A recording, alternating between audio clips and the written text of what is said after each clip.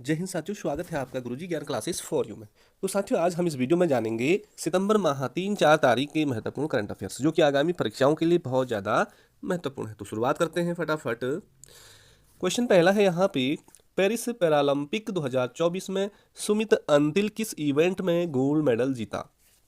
सुमित अंतिल ने किस इवेंट में गोल्ड मेडल जीता?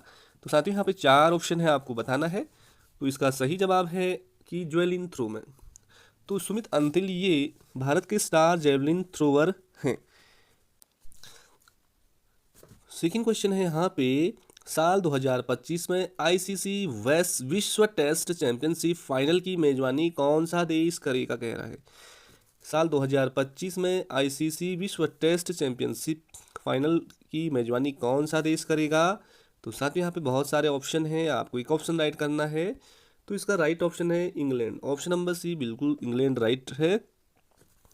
तो इसमें क्या होगा कि अगले साल होने हैं ये, इंग्लैंड में खेले जाएंगे आईसीसी विश्व टेस्ट चैंपियनशिप, और एकमात्र टेस्ट 11 से 15 जून 2025 तक खेले जाने हैं ये। तो इंग्लैंड। अगला क्वेश्चन है आपके सामने, अगला क्वेश्चन है साथी स्क्रीन पर, कि विश्व बैंक ने FY 2025 के लिए भारत का विकास पूर्वानुमान बढ़ाकर कितना कर दिया है? तो साथियों, यहाँ पे देखिए कि विश्व बैंक ने FY 2025 के लिए भारत का विकास पूर्वानुमान बढ़ाकर कितना कर दिया है? यहाँ पे 3 ऑप्शन है, सटीक ऑप्शन पे आपको टिक लगाना है। तो option number B right option, 7%, लगभग 7%। तो साथियों, विश्व बैंक ने भारतीय अर्थव्यवस्था के लिए अपने विकास पूर्वानुमान को संशोधित किया है। इसे वित्तीय वर्ष 2024-25 के लिए 7% तक बढ़ा दिया है, जो पहले के अनुमान 6.6% से अधिक है। विश्व बैंक ने इंडिया डेवलपमेंट अपडेट में बताया कि कृषि में सुधार से उद्योग में मामूली नरमी आंशिक रूप से कम हो जाएगी। साथ ही यह भी कहा गया कि सेवाएं मजबूत बनी रहेगी। तो साथियों, कुल मिलाकर आपको याद रखना है, विश्व बैंक ने FY 2025 के लिए भारत विकास पूर्वानुमान बढ़ाकर कितना कर दिया है? 7%। अगला क्वेश्चन है साथियों यहाँ पे चौथा, कि हीरो मोटो कार्प ने किसे कंपनी का कार्यकारी उपाध्यक्ष नियुक्त किया है? तो हीरो मोटो कार्प ने किसे कंपनी का कार्यकारी उपाध्यक्ष नियुक्त किया है? तो हम यहाँ पे साथियों सटीक ऑप्शन को ही पढ़ेंगे। ऑप्शन अगला राइट है, संजय भान को।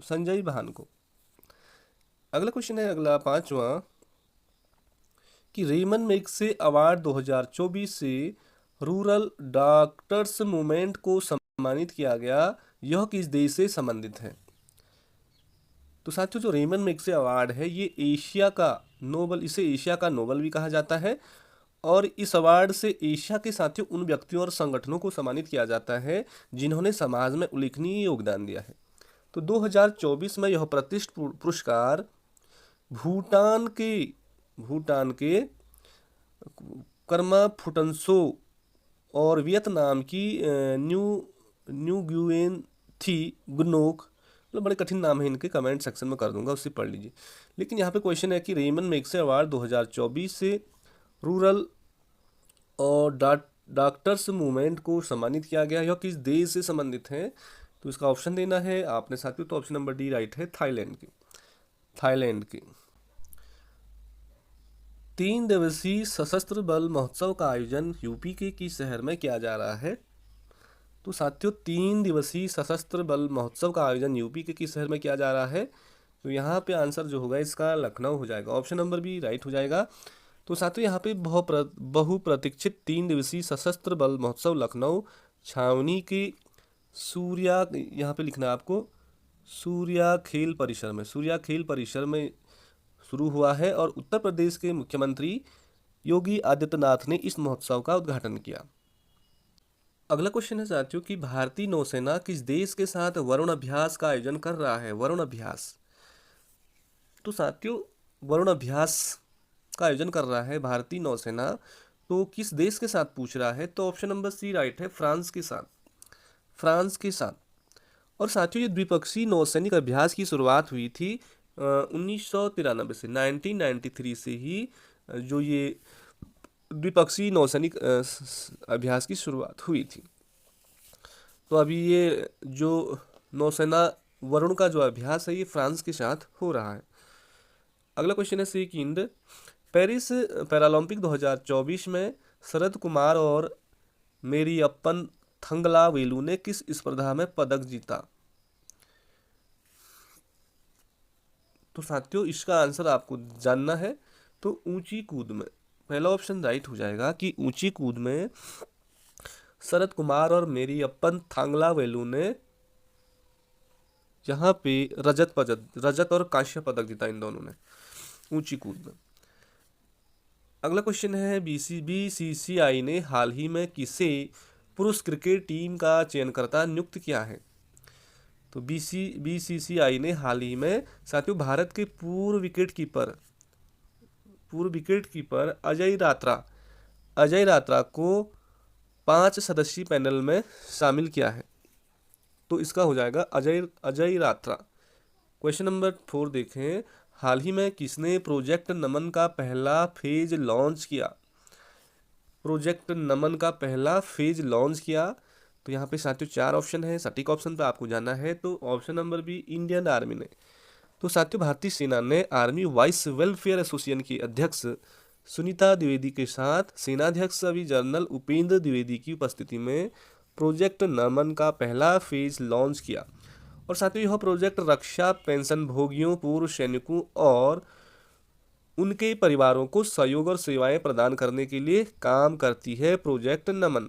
और अभी हमारे देश के जो जनरल हैं कौन से हैं? तो ये है साथियों आपके उपेंद्र द्विवेदी, आपको याद रखना है उपेंद्र द्विवेदी।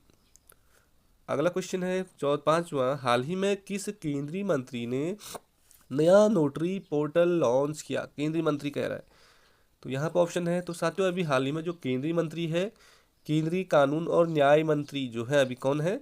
वो है आपका अर्जुन राम मेघवाल ने नई दिल्ली में नया नोटरी पोर्टल लॉन्च किया। यह पोर्टल नोटरी के रूप में नियुक्ति के लिए आवेदन जमा करने, प्रैक्टिस प्रमाण पत्र जारी करने और नवीनीकरण जैसी विभिन्न सेवाओं के लिए नोटरी और सरकार के बीच एक ऑनलाइन इंटरफेस प्रदान करता है। तो नया पोर्टल लॉन्च किया केंद्रीय मंत्री अर्जुन राम मेघवाल ने, और ये है केंद्रीय कानून और न्याय मंत्री। अगला क्वेश्चन है साथियों यहाँ पे लास्ट आज का 12 करंट अफेयर्स हो गया इस वीडियो में कि उत्तर प्रदेश महिला आयोग का अध्यक्ष किसे नियुक्त किया गया है?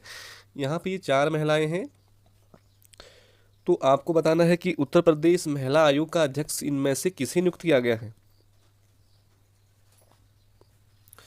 तो साथियों अध्यक्ष पूछेगा तो आपको याद रखना है option number C Babita Chauhan को अभी उत्तर प्रदेश महिला आयोग का अध्यक्ष नियुक्त किया गया है। और इनका जो कार्यकाल होता है साथियों तो ये 1 वर्ष का होता है। और साथ ही जो पहले ऑप्शन पे है अर्पणा यादव, ये बीजेपी उत्तर प्रदेश में बीजेपी की नेता है और इन्हें महिला आयोग का उपाध्यक्ष नियुक्त किया गया है। उपाध्यक्ष है अर्पणा यादव और अध्यक्ष हैं बबीता चौहान और इनका जो कार्यकाल है यह 1 वर्ष का होगा। तो साथियों ये थे करंट अफेयर्स महत्वपूर्ण आगामी परीक्षा के लिए, और इसे आप यदि अच्छे लगते हैं तो अपनी कॉपी में लिख सकते हैं। तो मिलते हैं किसी अगले वीडियो में, तब तक के लिए बाय बाय, जय हिंद, नमस्कार।